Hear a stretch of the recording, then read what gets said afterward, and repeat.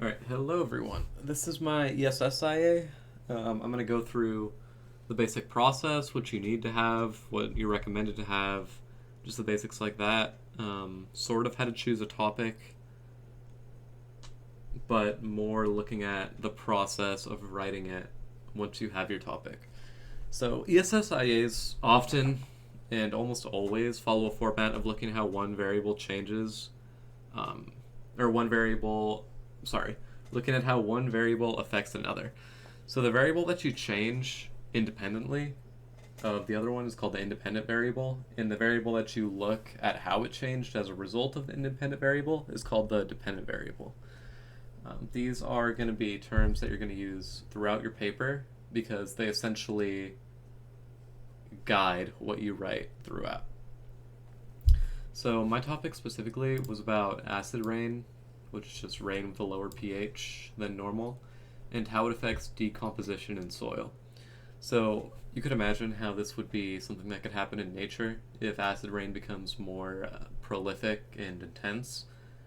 Something like decomposition in soil may be affected.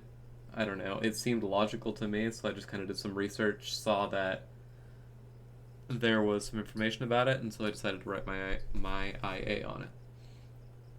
So the max word count for an ESS IA is 2250. I think I was at like 2247 at one point, and then I was like, hey, I might as well put 3 more words in for the fun.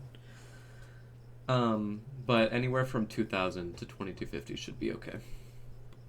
So ESS IAs always start with a background section that details why your topic is important to the environment. So I talk about decomposition, its definition, and why it's relevant for the environment and why it's important for the environment to be sustainable. Yeah, like to sustain itself. And then I talked about acid rain, what it is, how it comes about, some of the chemistry of it. Even though it's not super relevant, I thought it was important to talk about as background information. And I talked about some of the damage it could do and how it comes about. And this leads me to my question, and I just sort of wrote about my thought process as to how I got to that question. So after you write that, then you have your main research question. This is going to be a little bit more specific than like your main topic that may be in your title or what you wrote right here. So instead of acid rain, like how does acid rain, I looked at how does the pH, because this would allow me to vary the pH. That would be my independent variable. And I wrote distilled water solution, just, being clear whenever possible. And I talked about what I was using to acidify the water, and also the type of soil, the species of banana that I was using in the soil to measure decomposition. So with your research question, just be as specific as possible, is my recommendation. Then after that, you get into your materials. This is just everything you think you would need to do your investigation. So for me, this was, soil, water, sulfate, bananas, scale, stuff like that. It's not, it's your sensors as well as your materials, pretty much. Like I have a pH sensor, a knife to cut the banana. Like you wouldn't think it's necessary to put that, but it's just helpful. And then you justify your materials. Like for example, why did I use bananas over apples to measure decomposition? It's pretty simple. They're cheap and decompose quickly because I noticed they turn brown. Why do you use aluminum sulfate?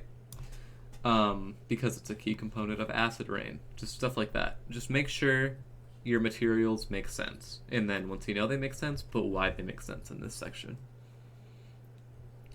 And then comes your variables. You have your independent variables. What I said before, pH of the solution for me. Your dependent variable, what you're looking at. And you just want to be as specific as possible. That's kind of the main theme of the ESSIA. Just be as specific as possible and rigorous. And then you also have your controlled variables, which are things that won't change throughout different tests. So I have the amount of time for the bananas to decompose, the amount of soil in beakers, and mass of the bananas cut into cubes. So then you just write your method. again, just be detailed. I have one for creating the acidic solutions, one for creating or measuring the decomposition rates. Just write everything that you're going to be doing to collect your data, essentially. And again, be thorough. That's just, the guiding principle of all of this. Be thorough. It's basically a lab report, and you need to be thorough for it to be valid. Then you write safety and ethical concerns. Even if there are no safety and ethical concerns, write that. That's what I wrote for mine, pretty much. For the raw data, it's essentially what you collect as a result of your experiment. So you want to have as many samples as possible for your data. It's generally recommended for you to do what's called a 5x5, where you see I have 5 different independent variables up here, or variations of the independent variable, and then I have 5 measurements for each. So that creates 25 individual tests that you're doing.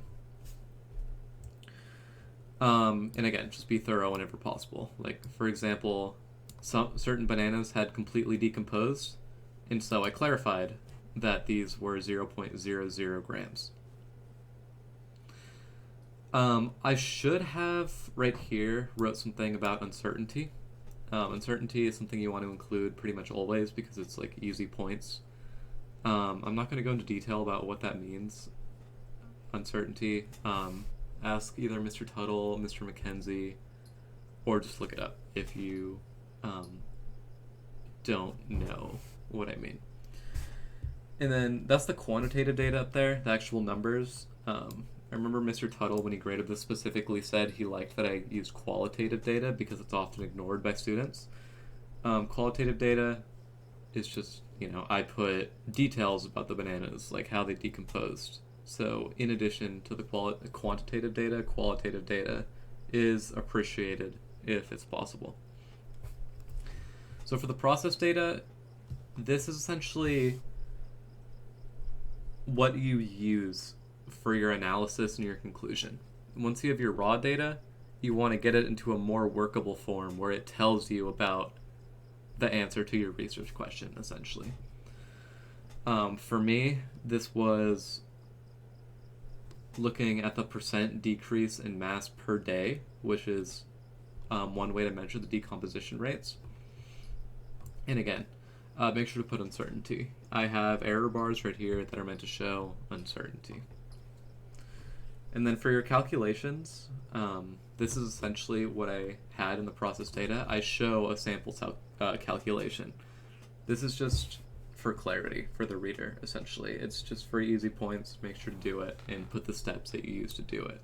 Like here for mean and standard deviation, I talked about using a TI-84 calculator, even though I didn't, and I just put it in Google Sheets. For the analysis, you're essentially just analyzing your process data and how it relates to the question. So for me, I saw that there was a definite trend for lower pHs having a lower decomposition rate, but I wrote about how it didn't really change up until a certain point. Like, as you can see, it was pretty steady. These blue bars are around 17%, but then after that it dipped down after 4 pH. And it's just stuff like that. You want to essentially be smart about your data and what it means. Just be thorough, again. If something seems important, it probably is and is worth writing down. And even if you decide later it's not, you can just remove it. And it's a lot easier to remove something than add it later. Your conclusion? Honestly, the difference between the conclusion and the analysis was a little confusing for me. But from what I know, the conclusion is essentially the answer to your research question. The analysis is answering it, like getting to that answer, while the conclusion is stating the answer and the reasons for it. Again, it's a little confusing, but those sections are pretty similar, the analysis and the conclusion. And then the discussion and evaluation, this is your reflection. What do you think went wrong with your IA? What could have been improved? What do you think went well? What are your strengths and weaknesses? Stuff like that. Those are the questions that you want to be answering about your own IA.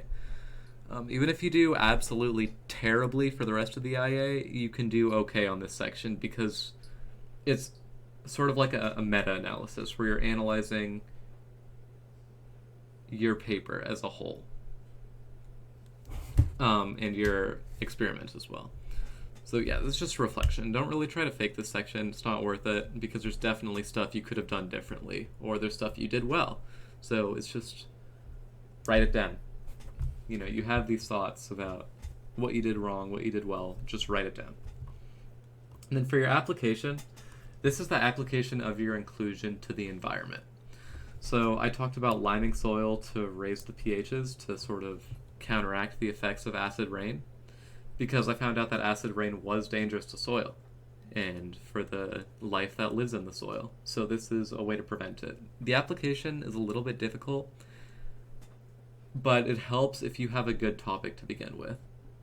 And that brings me to finding a topic. Finding a topic, in my opinion, is pretty difficult. I switched around a lot in the beginning until I found something that I liked and that I thought I could write a whole paper about.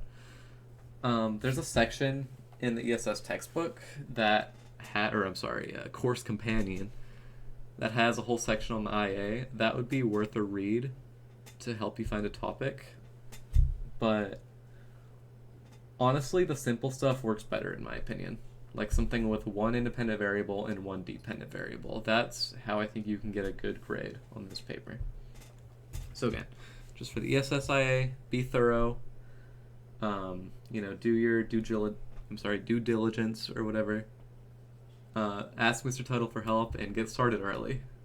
And if you do all that, you got it. Easy 7s all day.